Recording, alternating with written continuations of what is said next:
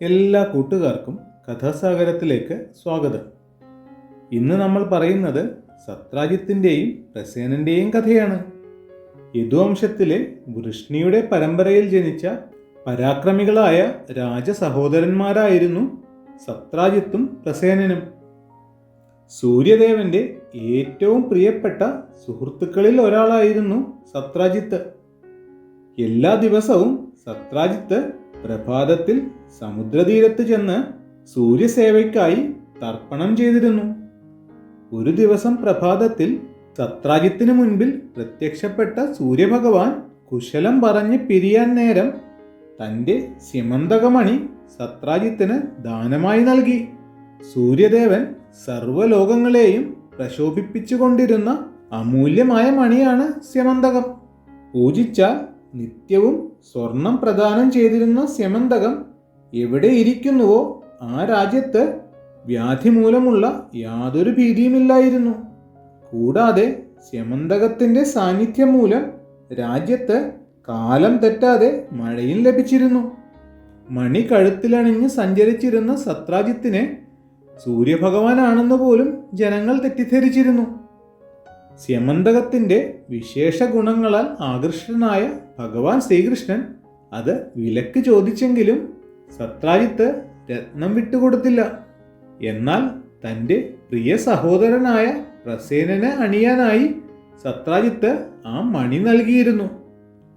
ഒരു ദിവസം സ്യമന്തകം അണിഞ്ഞ് പ്രസേനൻ കാട്ടിൽ നായാട്ടിനു പോയി. സ്യമന്തകം കണ്ട് പാഞ്ഞു വന്ന ഒരു സിംഹത്തിൻ്റെ ആക്രമണം മൂലം പ്രസേനൻ മരണപ്പെടുകയും സിംഹം സ്യമന്തകം കടിച്ചെടുത്ത് പോവുകയും ചെയ്തു. രത്നവുമായി പോകുന്ന സിംഹത്തെ കണ്ട ജാമ്പവാൻ അതിനെ അടിച്ചു കൊന്ന് രത്നം കൈക്കലാക്കി തൻ്റെ ഗുഹയിൽ കൊണ്ടുവന്ന് കുട്ടികൾക്ക് കളിക്കാൻ കൊടുത്തു. പ്രസേനന്റെ മരണവിവരം നാട്ടിലറിഞ്ഞപ്പോൾ അതിനു പിന്നിൽ ശ്രീകൃഷ്ണനാണെന്നൊരു സംസാരം നാട്ടിലാകെ പരന്നു. ഈ കാര്യം അറിഞ്ഞ കൃഷ്ണൻ സത്യം തെളിയിക്കാനായി സ്യമന്തകം വീണ്ടെടുക്കുമെന്ന് പറഞ്ഞ് കാട്ടിലേക്ക് പോയി. കാട്ടിലെത്തിയ ശ്രീകൃഷ്ണൻ പ്രസേനന്റെ ചത്ത അശ്വങ്ങളെയും അടുത്ത് ചത്തുകിടക്കുന്ന സിംഹത്തിനെയും കണ്ടു. സിംഹത്തിനടുത്ത് കണ്ട ജാമ്പവാന്റെ കാലടികൾ പിന്തുടർന്ന് ഗുഹയിലെത്തിയ ശ്രീകൃഷ്ണൻ ജാമ്പവാനുമായി ഘോര യുദ്ധം നടത്തി. അവസാനം യുദ്ധത്തിൽ തോറ്റ ജാമ്പവാൻ സ്യമന്തകം ശ്രീകൃഷ്ണന് കാഴ്ചവെക്കുകയും മകളായ ജാമ്പവതിയെ കൃഷ്ണന് വിവാഹം കഴിച്ചു നൽകുകയും ചെയ്തു. നാട്ടിൽ തിരിച്ചെത്തിയ കൃഷ്ണൻ സർവ്വജനങ്ങളും കാണെ സ്യമന്തകം സത്രാജിത്തിന് കൈമാറി. സത്രാജിത്തിന്റെ പുത്രിയായ സത്യഭാമയെ കൃഷ്ണൻ വിവാഹം കഴിക്കുകയും ചെയ്തു. പിന്നീട് ശതധ്വനാവ് എന്ന യാദവ രാജാവ് സത്രാജിത്തിനെ വധിച്ച് സ്യമന്തകം കൈക്കലാക്കിയെങ്കിലും ശ്രീകൃഷ്ണൻ തൻ്റെ ഭാര്യാപിതാവിൻ്റെ മരണത്തിന് പകരം ചോദിക്കാൻ വരുമെന്ന് ഭയന്ന് മണി അക്രൂരനെ ഏൽപ്പിച്ച് അവിടെ നിന്നും പോയി.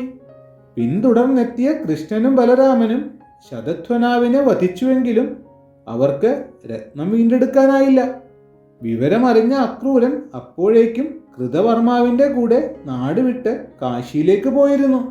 വർഷങ്ങൾക്ക് ശേഷം ദ്വാരകയിൽ ക്ഷാമം വന്നപ്പോൾ അക്രൂരനെ തിരികെ കൊണ്ടുവരികയും ദ്വാരകയിലെത്തിയ അക്രൂരനിൽ നിന്ന് ശ്രീകൃഷ്ണൻ സ്യമന്തകം ദാനമായി വാങ്ങിയെങ്കിലും അത് അക്രൂരന് തന്നെ തിരികെ നൽകി ശിഷ്ടകാലം അതിനെ പൂജിക്കാൻ അക്രൂരനെ ചുമതലപ്പെടുത്തി. സത്രാജിത്തിൻ്റെയും പ്രസേനന്റെയും സ്യമന്തകമണിയുടെ കഥ ഇവിടെ തീരുകയാണ്. മറ്റൊരു കഥയുമായി വീണ്ടും കാണാം.